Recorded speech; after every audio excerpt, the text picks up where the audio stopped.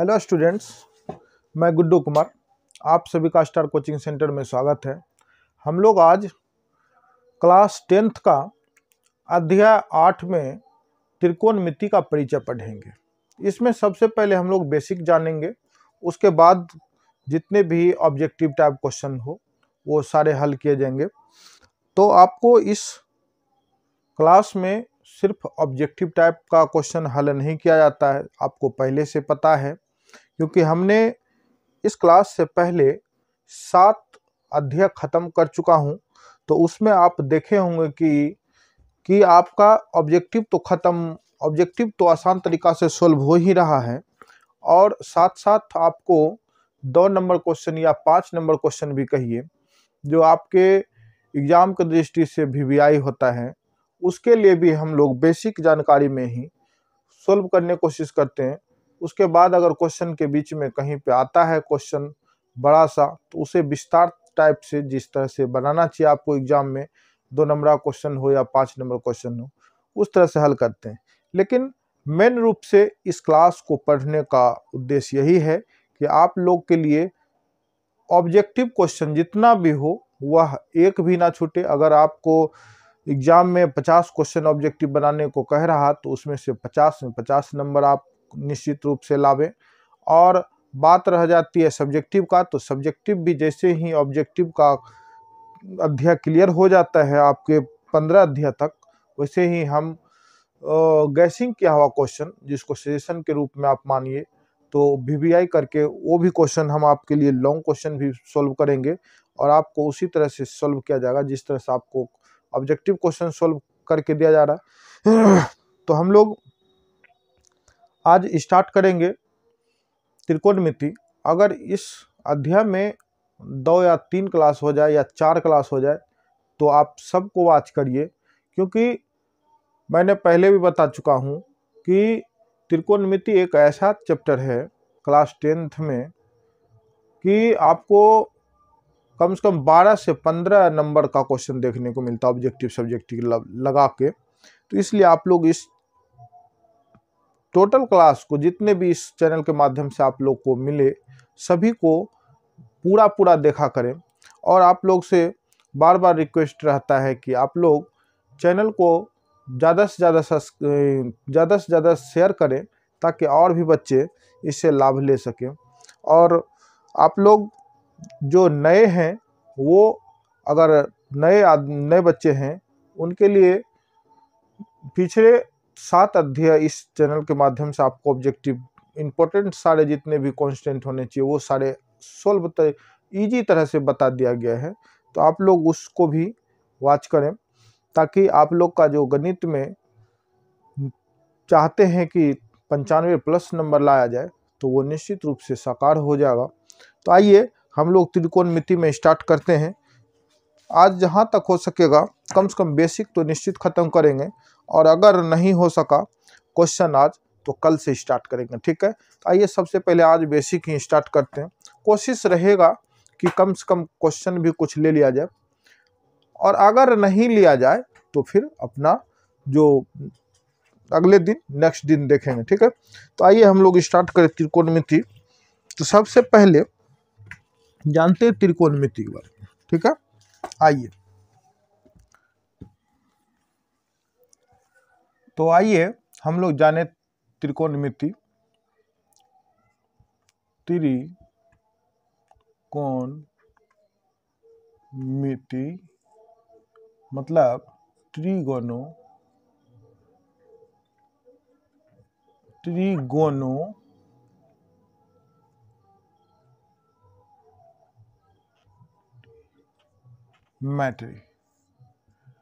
ये जो शब्द बना है त्रिकोणमिति का, इंग्लिश जो है ट्रिगोनोमेट्री, यह 3 शब्दों के मेल से बना है। कितने शब्द के?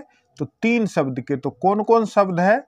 तो TRI ट्री, और GONO गोनो, और एक है मैट्री METRY मैट्री।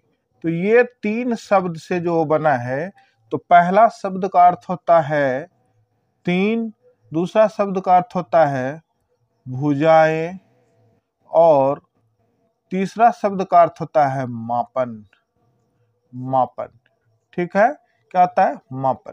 तो ये जो कहने का अर्थ है त्रिकोणमिति जो लिखा है, तो यह क्या हो गया, यह है त्रिकोणमिति जो है, यह है त्रिभुज का मापन करना। ट्रिगोनोमेट्री मीन्स त्रिभुज का मापन करना, मतलब त्रिकोणमिति का शाब्दिक अर्थ हो गया कि त्रिभुज के भुजाओं का मापन करना, ठीक है। तो क्या होता है, तो त्रिकोणमिति का शब्द, त्रिकोणमिति का जो अर्थ होता है, त्रिकोणमिति का जो अर्थ है, त्रिकोणमिति का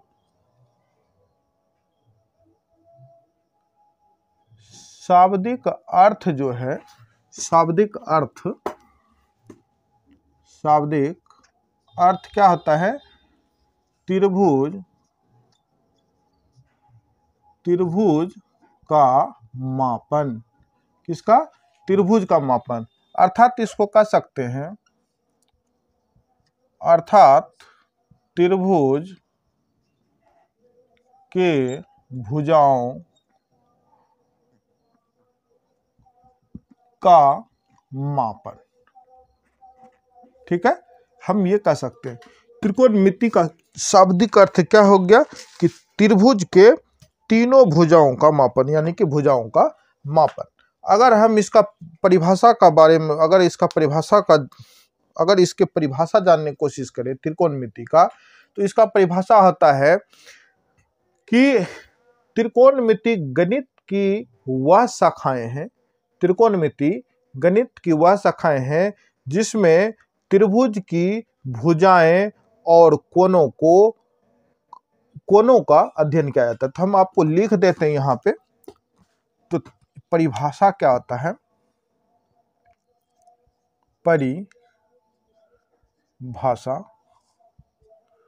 परिभाषा होता है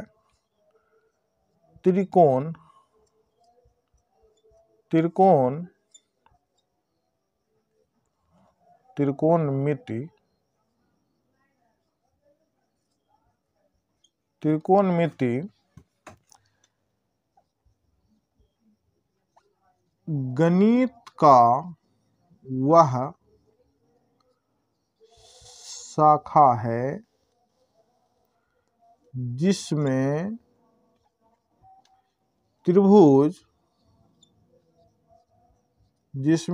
त्रिभुज के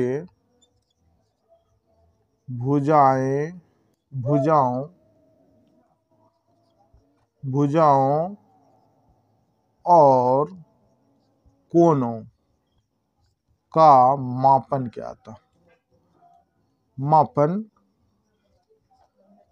किया जाता हो।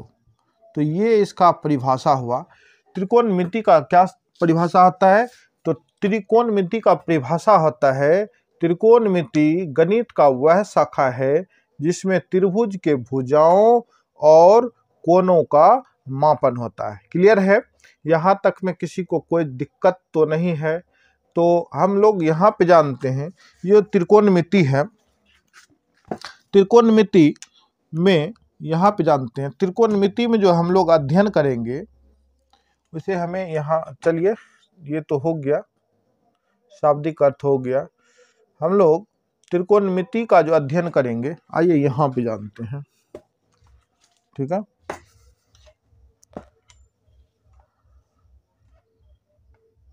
त्रिकोणमिति में इस अध्याय में हम लोग समकोण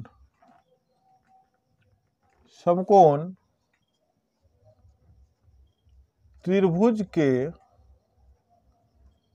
बारे में पढ़ेंगे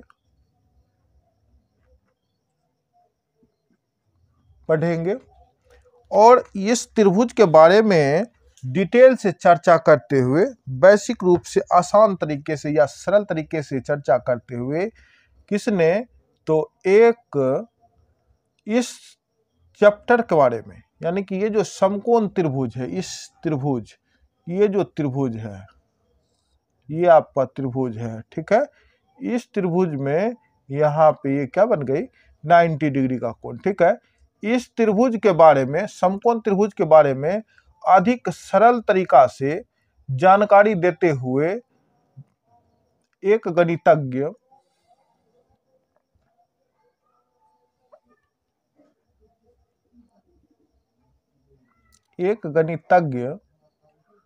पाइथागोरस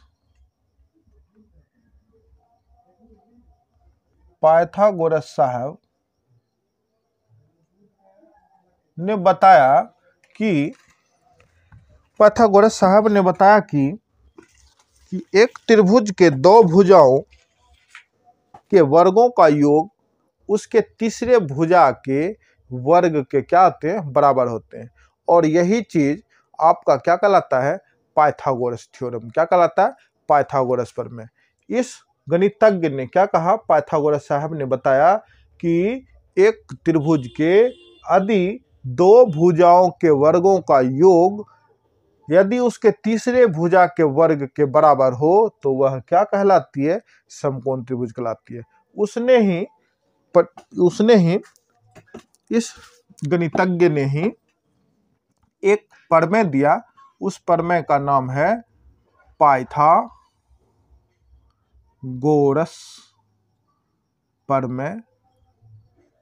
प्रमेय। ये है पाइथागोरस प्रमेय। तो इसने इस प्रमेय के अनुसार उसने ये बताया कि यदि त्रिभुज की दो भुजाओं के वर्गों का योग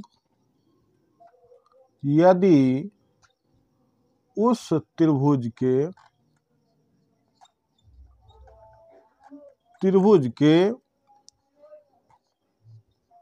तीसरे भुजा के वर्ग के बराबर हो तो वह क्या है, तो वह पाइथागोरस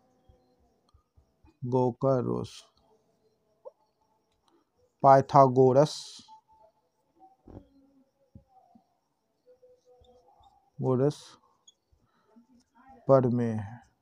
इस थ्योरम के जरिए से ही उन्होंने क्या कहा, त्रिभुज के समकोण के सामने, अब लाइए इस त्रिभुज को देखिए, इस त्रिभुज में समकोण के सामने सबसे बड़ी भुजा, जो सबसे बड़ी भुजा है उसको उसने क्या कहा, कर्ण कहा, ठीक है।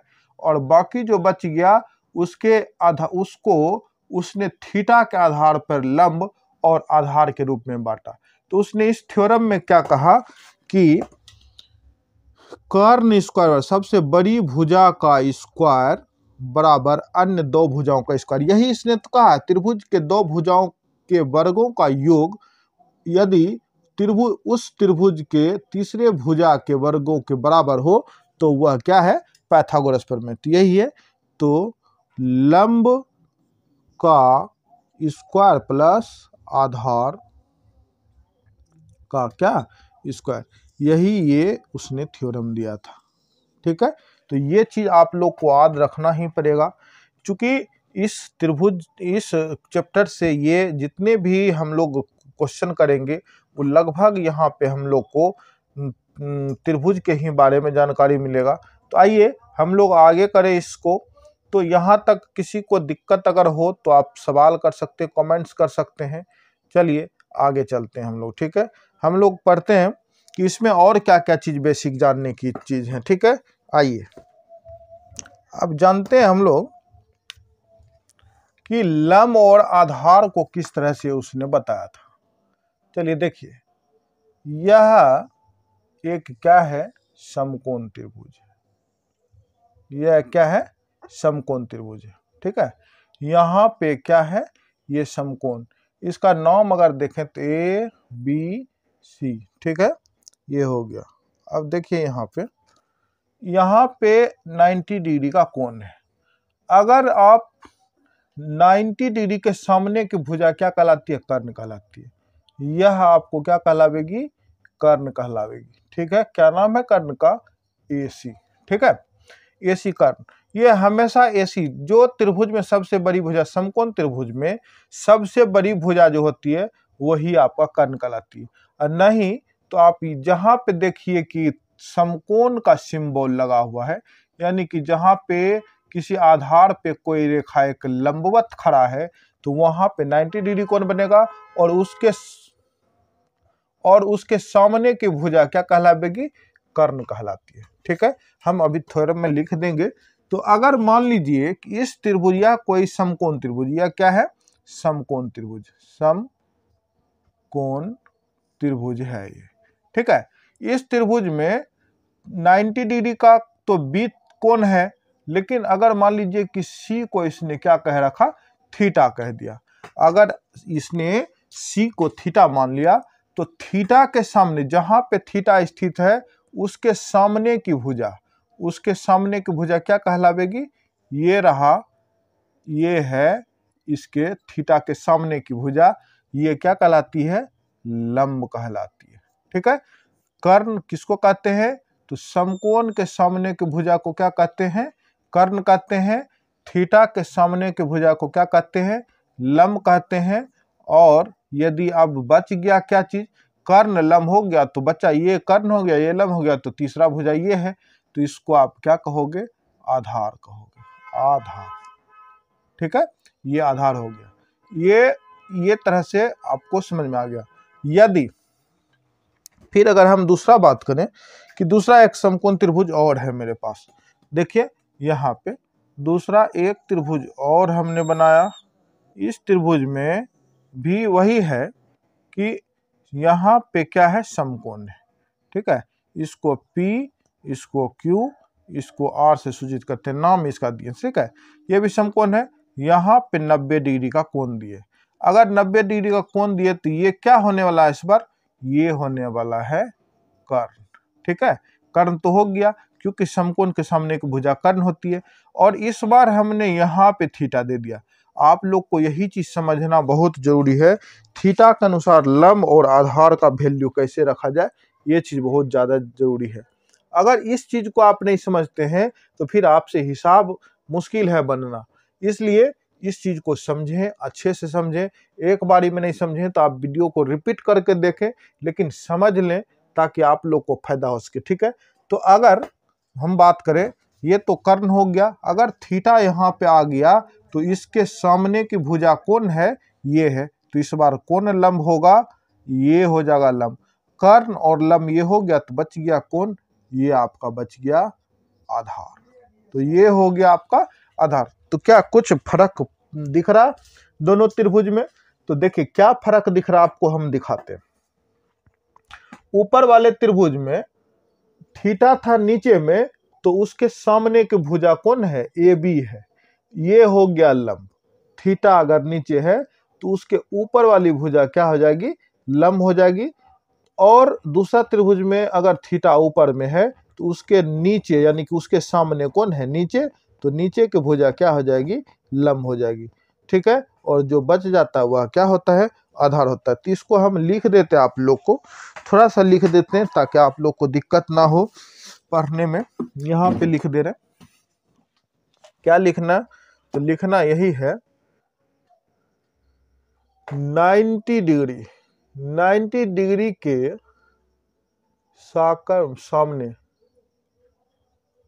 सामने की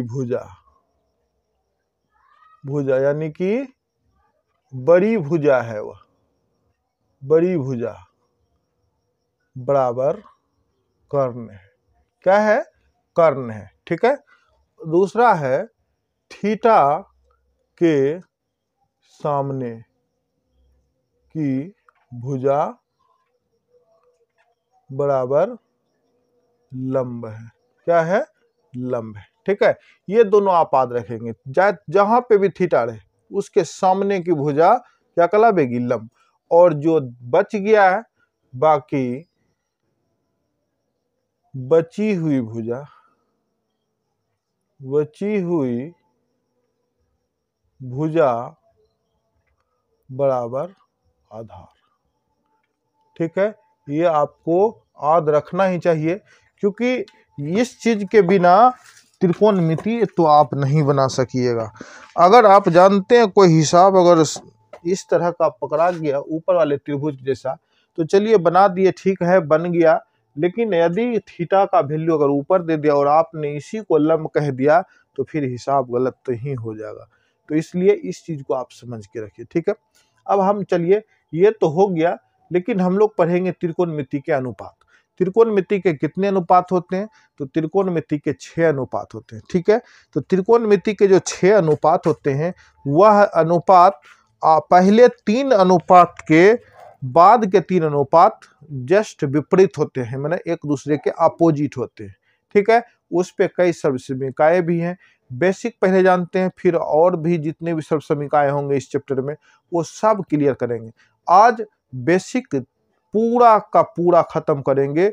अगर कोशिश करेंगे कि क्वेश्चन भी बनाया जाए, अगर नहीं बना तो कल से स्टार्ट करेंगे, लेकिन आज के क्लास में आपको पूरा का पूरा बेसिक देखने को मिलेगा, जो कि आप इस सिर्फ एक वीडियो को समझ के भी आप कई क्वेश्चन हल कर सकते हैं। उतने फार्मूला लिखा जाएगा, मतलब सर्वसमीकाएं होंगे कि आपको त्रिकोणमिति का ऑब्जेक्टिव अगर पूछता तो डायरेक्ट सूत्र पे ही पूछ देता है कि sine square theta plus cos square theta बराबर क्या होता है। अब हम जानते हैं कि sine square theta plus cos square theta बराबर 1 होता है, तो 1 में टिक करेंगे। और नहीं जानते तो भाई क्या वह तो कोई बात नहीं है, 0 है, -1 है, 1 है, नन है, जो मारने का मारेंगे। तो चलिए देखें, हम लोग देखते हैं इसके सर्वसमीकरण। ठीक है, आइए देखते हैं।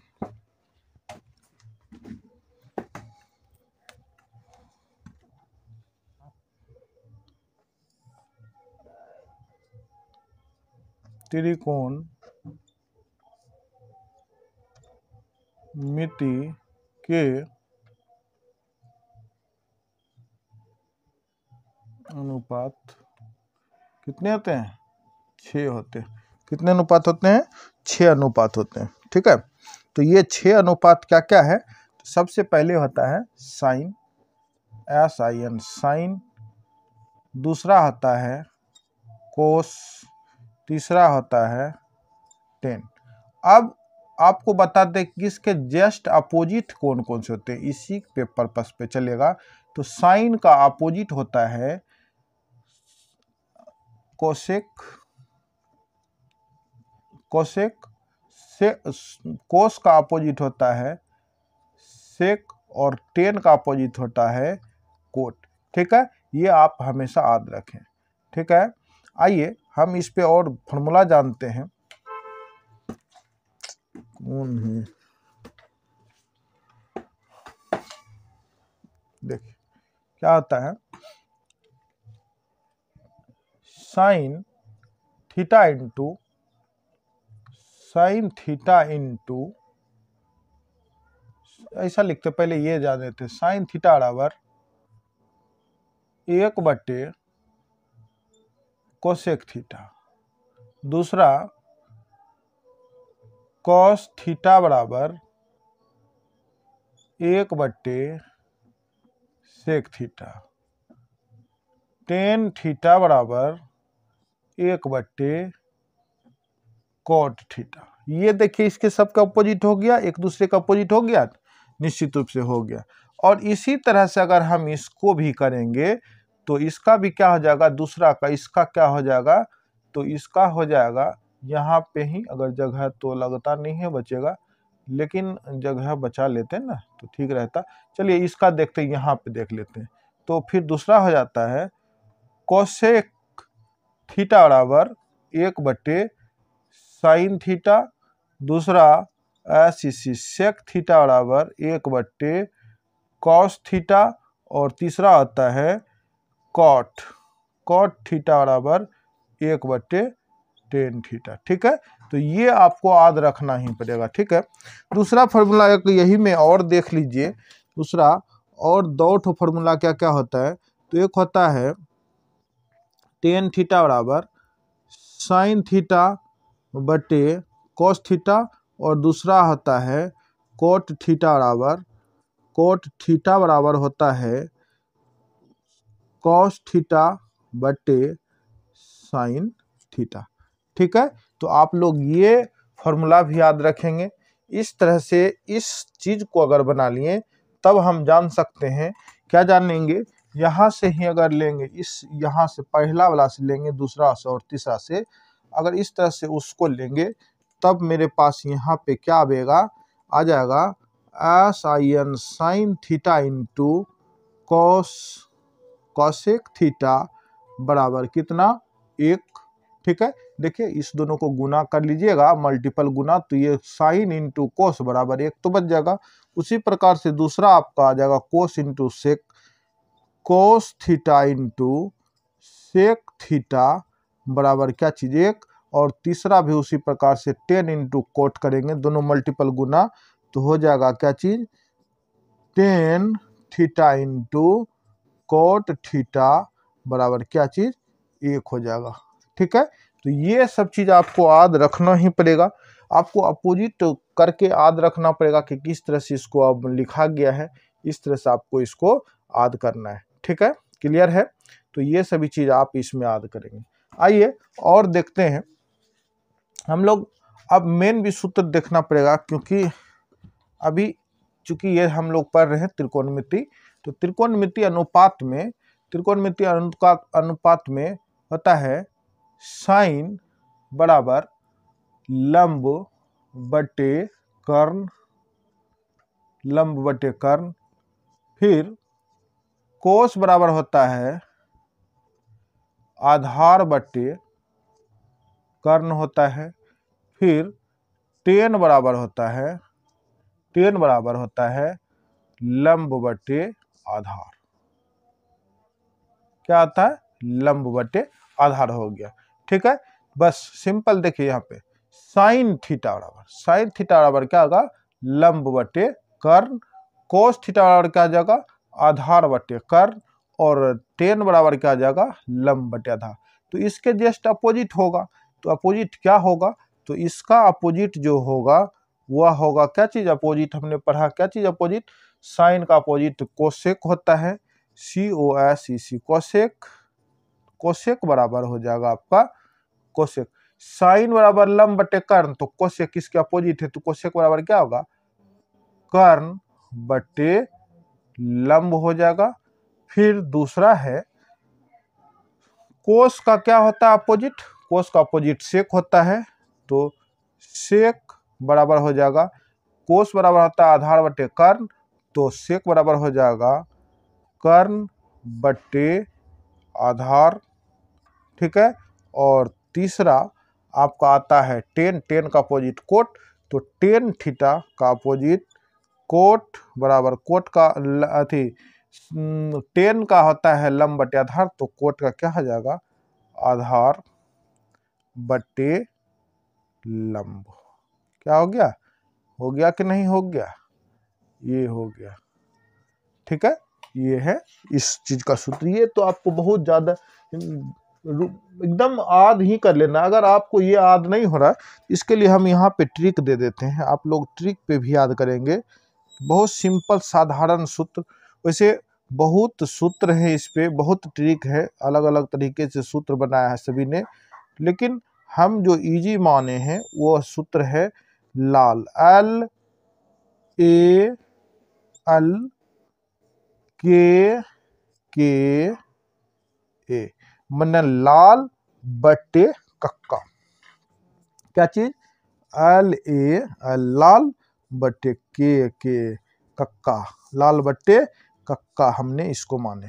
ठीक है, तो होता क्या है कि यहाँ पे देखिए पढ़िएगा, सबसे पहले जो पढ़ने का है वो देखिए पढ़ा कैसे जाता है, LAL है, तो इसको क्या करिए, साइन से स्टार्ट करिए, क्या से, साइन से स्टार्ट करिए। साइन का क्या गया, ऊपर से नीचा करना है, साइन बराबर लाल बटे के, यानी कि L मना लंब और के मना कर्ण। ठीक है, साइन बराबर साइन बराबर L बटे के, मतलब L का मान लंब और के का बटे कक्का, कक्का बोल देते, के का मतलब कर्ण। ठीक है, अब दूसरा कॉलम में आता है आपका क्या बारी, यहाँ आता है कोस, ये भी ऊपर से नीचे की ओर आवेगा, तो क्या हो जाएगा ये बताइए, a बटे k है, तो मतलब कोस का क्या होता है, आधार बटे कर्ण हो जाता है।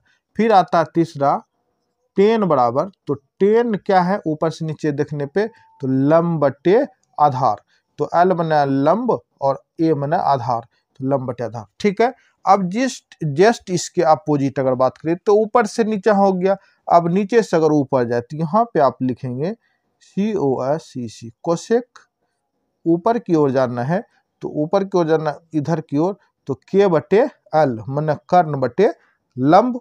अगर यहाँ हम बात करें तो ये हो जाएगा सेक, ये भी कहाँ जाने वाला है, ऊपर की ओर जाएगा, तो ऊपर की ओर जाएगा तो ये क्या हो जाएगा, के से कर्ण, ए से आधार, तो कर्ण बटे आधार हो गया।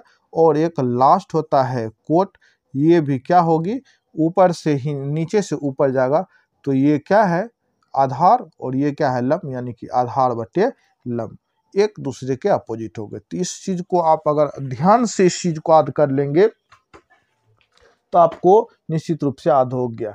साइन मतलब लंब बटे कर्ण, कोस मतलब आधार बटे कर्ण, टेन मतलब लंब बटे आधार। फिर दूसरा इधर से कोस मतलब कर्ण बटे लंब, सेक मतलब कर्ण बटे आधार, और कोट मतलब आधार बटे लंब। वही चीज लिखा है यहाँ पे, क्लियर है, कोई दिक्कत नहीं है। तो चलिए, आशा है कि आप लोग निश्चित रूप से यहाँ तक समझ चुके होंगे। इसके आगे हम लोग अब फिर और सभी सर्व समीकरण हैं उसको भी जानते हैं। ठीक है, आइए जान लेते हैं। आज जितना भी सर्व समीकरण होंगे वो सब का सब लेंगे हम लोग, क्वेश्चन बने या ना बने, लेकिन लेंगे सभी को। ठीक है, चलिए अब हम लोग जानेंगे त्रिकोणमितीय सर्व समीकरण।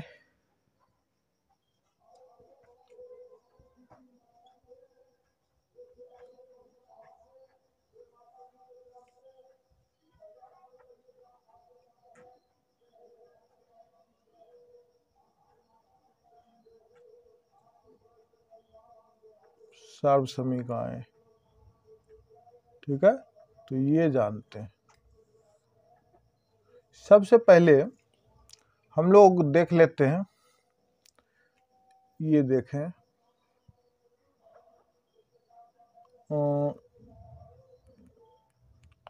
sin 90 डिग्री माइनस थीटा बराबर cos theta,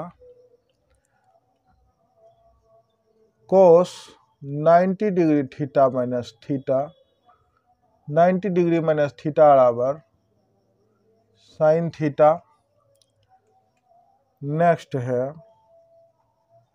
tan 90 degree minus theta बराबर कोट थीटा। नेक्स्ट है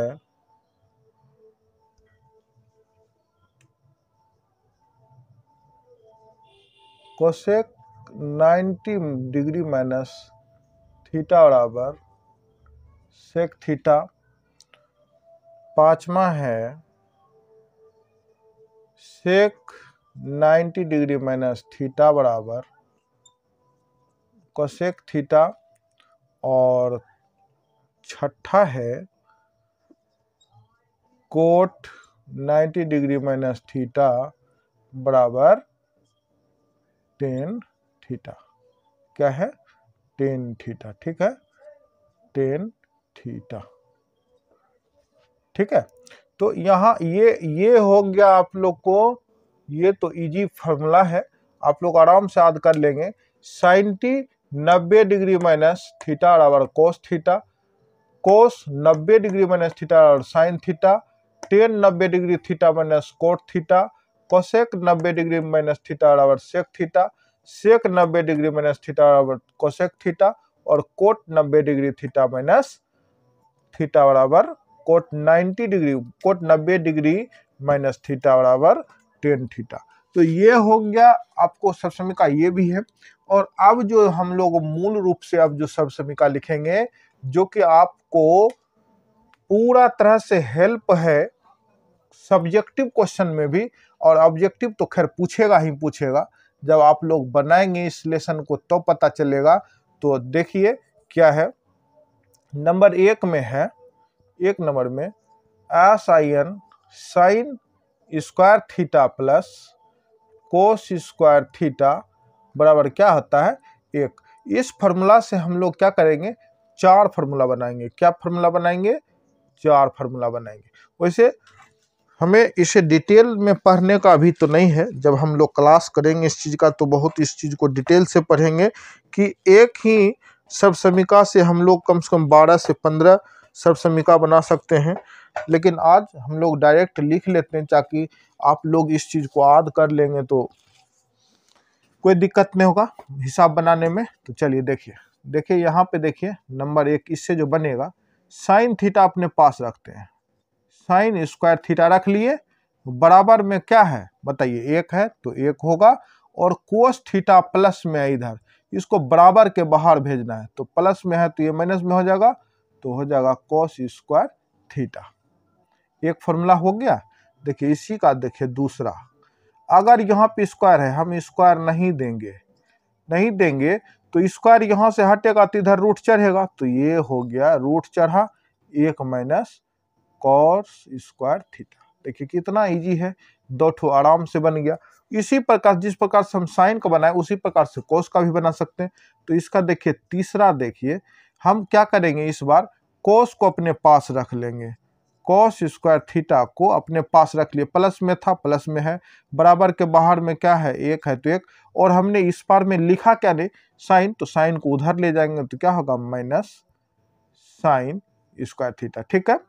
अब देखिए दूसरा, देखिए 4 नंबर का क्वेश्चन है।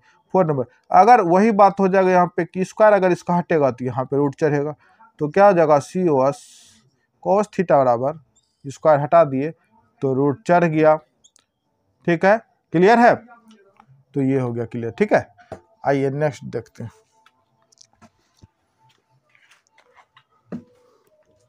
नेक्स्ट है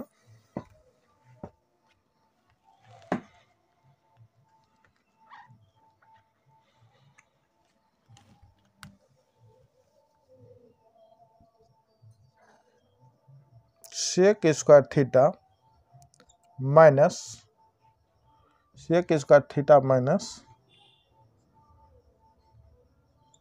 टेन स्क्वायर थीटा बराबर 1। ठीक है, तो इससे भी हम लोग क्या करेंगे, 4 सूत्र का निर्माण कर। देखिए पहले तो इसका निर्माण कर लेते हैं।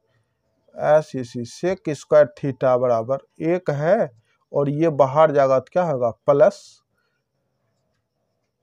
टेन स्क्वायर थीटा हो गया, या 1 प्लस टेन स्क्वायर थीटा बराबर सेक थीटा होता है, ये भी हो गया। आप दोनों तरफ से याद करें ताकि दिक्कत ना हो फॉर्मूला पढ़ने में। ये हो गया सेक थीटा बराबर root under 1 plus tan square theta, ये भी आपको दिक्कत नहीं है, स्क्वायर खत्म किए तो ये बन गया। अब देखिए बात क्या आती है, अब मेन बात यहाँ पे फंसेगा।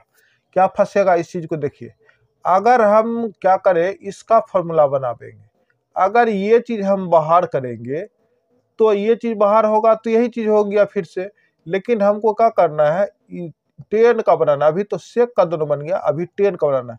अगर ये 10 को हम बाहर करेंगे और एक 10 को बाहर करेंगे तो 10 प्लस में माइनस में है तो 10 प्लस में चला जाएगा, और 1 प्लस में है तो अंदर आएगा तो माइनस में। तो कहने का मतलब ये हो गया कि आप 10 स्क्वायर थीटा बराबर लिख सकते हैं क्या चीज, ये चीज बाहर कर रही है अंदर, तो यहाँ पे आ जाएगा क्या चीज, तो सेक स्क्वायर थीटा अंदर आ रहा है -1 हो गया, और यहाँ पे फिर इसी चीज को अगर हम इसका स्क्वायर हटा दें तो क्या होगा root under sec square theta -1 हो जाएगा। क्या सही है, इसका भी 4 बन गया। और अगर हम आगे और देखें तो इस बार क्या होने वाला है, इस बार हो जाएगा आपको cosec square theta minus cot square theta बराबर 1, ये फॉर्मूला है। अगर हम इसका बात करें तो ये तो आराम से लिखा जाएगा। चलिए इसमें भी 1 देते हैं, कोसेक स्क्वायर थीटा बराबर बाहर में 1 है तो 1 देंगे, ये माइनस में बाहर गया तो ये क्या होगा प्लस में कॉट स्क्वायर थीटा। ठीक है। उसी प्रकार से इसका अगर हम दूसरा लिखें तो हम इसका स्क्वायर को खत्म कर देंगे, तो यहाँ पे क्या आएगा, √1 प्लस कॉट स्क्वायर थीटा। ठीक है। अब वहां पे जिस तरह से हम ऊपर किए थे उसी तरह से यहाँ पे भी होगा। तीसरा नंबर का क्या होगा, तो यहाँ देखिए हमको इसको इधर करना और इसको इधर करना, तो क्या बनेगा, कॉट स्क्वायर थीटा बराबर, ये आगे में है तो कॉसेक, ये आगे में है, ये रहा, देखिए दिख नहीं रहा होगा, सॉरी, कोसेक स्क्वायर थीटा, और ये क्या बनेगा, अंदर में आएगा तो ये -1 बनेगा। और इसका फिर चौथा अगर आप देखेंगे तो ये हो गया कॉट थीटा बराबर √अंडर कोसेक स्क्वायर थीटा -1। ये आपको एक फार्मूला का 4 सूत्र बना के दिखा दो। वैसे इसको एक ही फार्मूला पे हम प्रूव करके दिखाते, इस फार्मूला पे प्रूव करके दिखाते ये 12, लेकिन हम लोग को जो ज़रूरत है वो अभी पढ़ेंगे, चूँकि ऑब्जेक्टिव पढ़ रहे हैं, चैप्टर में ज़्यादा तो है नहीं क्योंकि डिटेल से अभी नहीं पढ़ सकते इससे। तो आप लोग इस फार्मूला को जो पहले लिखा मैंने और जो अभी लिखा गया, इस दोनों को क्या करें, याद करें। और यकीन मानिए जितना अभी हमने बेसिक बताया आप लोगों को, ये सारे के सारे बेसिक अगर आपने पढ़ लिए तो सब्जेक्टिव ऑब्जेक्टिव तो बनेगा ही बनेगा, आपका सब्जेक्टिव भी क्लियर होगा। और जो ऑब्जेक्टिव नहीं बनने वाला वो ऑब्जेक्टिव तो हम वैसे भी पढ़ने ही वाले हैं। इस चैप्टर में कम से कम 60-70 का ऑब्जेक्टिव पढ़ लेंगे, 2-3 क्लास कर लेंगे ऑब्जेक्टिव का, 20-20, 30-30 कर करके, तो ढेर सारा ऑब्जेक्टिव बना लेंगे। क्वेश्चन जाएगा कहाँ, तो कहीं नहीं जाने वाला है क्वेश्चन। जब कहीं नहीं जाने वाला है क्वेश्चन तो हम लोग निश्चित रूप से अच्छा ही करेंगे। तो ठीक है, तो आज हम लोग क्लास यहीं तक रखते हैं।